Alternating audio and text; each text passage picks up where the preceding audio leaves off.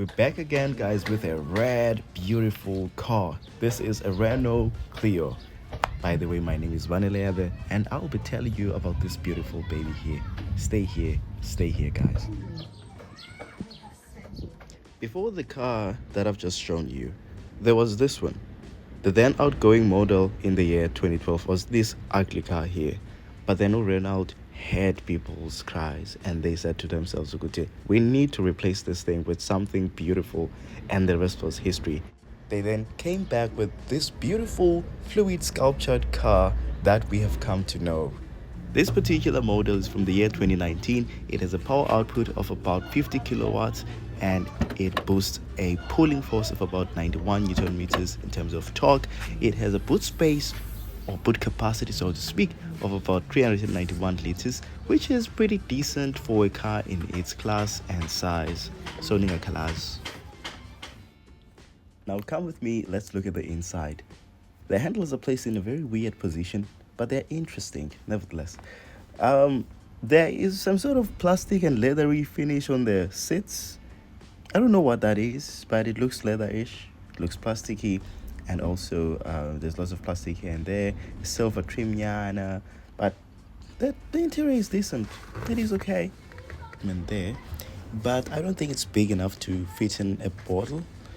So I don't know what it's there for. And the car also has one button in the rear seats to control the windows. I'm 1.77 meters tall. The new room is okay, but I feel they could do better. The car has a conventional handbrake, a 5-speed manual transmission, and I love the silver shiny material on top of it. It's really, really nice. I also love the gloss surrounding the steering wheel, the glossy finish. And if you look at the screen, it's really, really small, which makes it a bit sluggish to operate, and it's an old system, so you can imagine how outdated it is compared to modern vehicles. But I like it either way. It's really, really good. There are things that you can do here. You have media, you can make calls, there's settings, there's eco driving mode. Satellite navigation system is also built in, but it's not that good. You can play your music, you can change how everything looks, you can change the color, you can make calls on the car on board using Bluetooth. In terms of driving mode is sort of a gimmick to me, I must be honest, because it felt like it made the car very slow to a point that it was almost impossible to drive, as in like to enjoy driving, not to drive but to enjoy driving. Yeah, and then the inbuilt, like the built-in navigation system was very slow. It looked very primitive and archaic compared to what you would see in a modern Renault Clio, but it was good. It was okay. It was okay either way.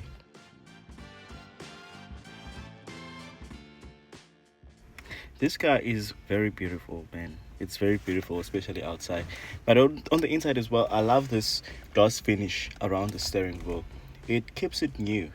Like, you would drive this next to a new Polo and it wouldn't look too old, you know?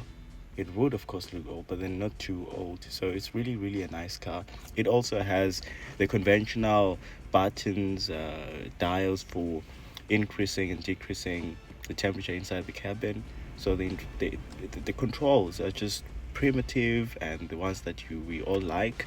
There's no haptic feedback. Everything is just primitive. So this particular model, guys, is from the year 2019. It's been in driving for many years. It would actually make a good second-hand car.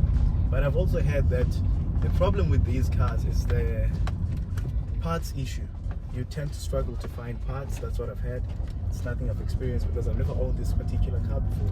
But finding parts is going to be, it's going to be a problem. Let's hear the opinion of someone else with regards to the car. So, what do you think about the Renault Clio? Is it a nice car? Do you even know what it is? Yes, I do know what the Renault Clio is. It looks nice from the outside. I haven't really seen the interior up close in real life. But yeah. You haven't seen the interior? Yes, and I've always heard that it's a good car. Yeah, it is a good car. I also love it. was doing my second year, I think in 2019, I actually thought, wow, I will one day own a Renault Clio. But I don't know. I stopped liking it for some reason. But why? I actually stopped liking it. I don't know, man. But I used to know someone who owned a Renault Clio, and I was like, okay, it's not as good as I thought it was. It was extremely underwhelming. The interior was just too small, and I realized that day that I actually don't like small cars. Speaking I about don't small like, cars, so listen to what I had to say about the Renault Clio while I was driving it. I'm not going to judge the suspension because it's been here for a very long time. It does seem quite, how do you call it? It's not very comfortable as a new car. But then you can tell with the suspension was very, very, very well tuned when it was new. Suzuki Espresso. That guy is good for Uber. Because it doesn't petrol consumption, it's too low. Yeah, it is a low petrol consumption. But it's ridiculously slow, even slower than this car. Imagine, it's like you're driving a truck, a mini truck.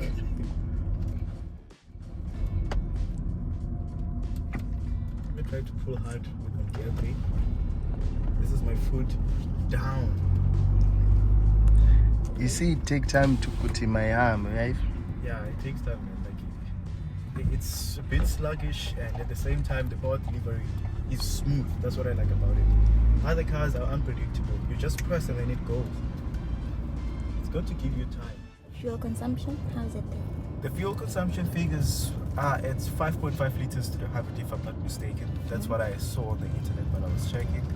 But you are free to verify my claim. Okay. Yeah, I think it's on 5.5 liters to the 100. So, but it's a beautiful car, man. Like it's just a nice car, especially the new models. They have an updated screen. The one that I'm currently reviewing has a very small screen. Okay. It's really, really small. It's very discouraging. Which you is can a tell deal that breaker for you, right? It's a deal breaker. I love my screens big. That's a BMW M8 competition right there. It's a beautiful car. BMW X5, BMW X4. There's beautiful cars here. Definitely. Audi TT. Waterfront. Oh, not waterfront, man. Strand. Yes. Yeah, you guys have beautiful places here. Yeah. Everything you're gonna know here is right. So apart from the, I think you spoke about the Renault Clio that you're currently reviewing having a small screen, right? When did they start introducing bigger screens on the Renault Clio? Which year model? If I'm not mistaken, I think it was in 2020 when they did a facelift of the model that they produced in 2012.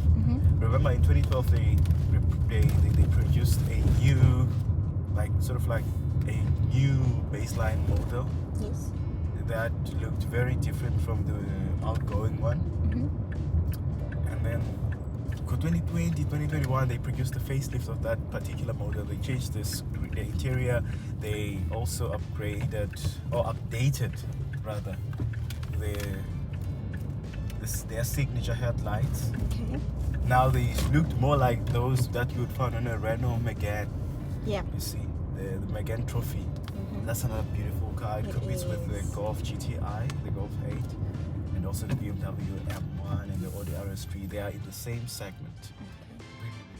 There's probably a BMW fanboy who's fuming with the fact that I mentioned an M1 and a Golf 8 GTI on the same line. Would you consider buying it though? Would you want to buy it?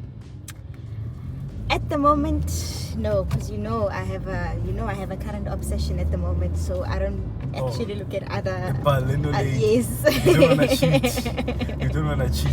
Yeah, no, I don't want to commit cheat. to one I'm part. very loyal to my Baleno, so yeah. Okay. But if I didn't know about the Baleno, I probably would have gone for the Renault Clio. But now that I know what I know now, yeah.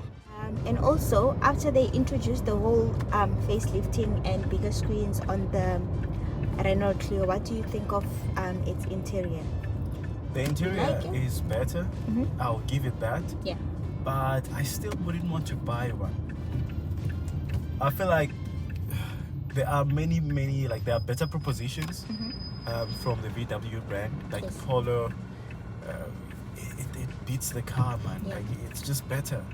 And Renault in South Africa, they have no sunroof. Like you won't see any car that has a sunroof from the brand. Yes. And you know, young people, but they love a sunroof. They want to learn that. Yeah. So you are not going to make it in South Africa if you don't have a sunroof. Like Okay. put a sunroof in it. Yeah. And people are going to start buying the cars. Yes. And on the exterior, I would argue that the Renault Clio, especially the 2023 model, looks way better than the Polo on the exterior. Okay. But then the Polo, in particular the one that comes with IQ headlights, Yes. that particular one is really, really nice. And you can't fight with that. Those daytime running lights that Yes. stretch from one side of the fence to the other, Yeah. those are very beautiful. There's no argument when it comes to those ones. But if you look at a base Renault Clio and a base Polo, you can tell that the Polo is a budget car, but the Renault is actually decently made. You see? So yeah, Yeah. that's my whole verdict when it comes to the Renault. It's a good car though. Yeah. It's a good car, but the Polo is still a better proposition. But the car Renault is a better financial proposition because it's way cheaper than the Polo. Not way cheaper, but it's cheaper than the Polo if you are comparing it same segment. Like if you're looking at the same segment. Support me by sharing, liking, and subscribing on this video. I've been Banile, and you've been good to me, especially if you've watched the video until this far. Ciao.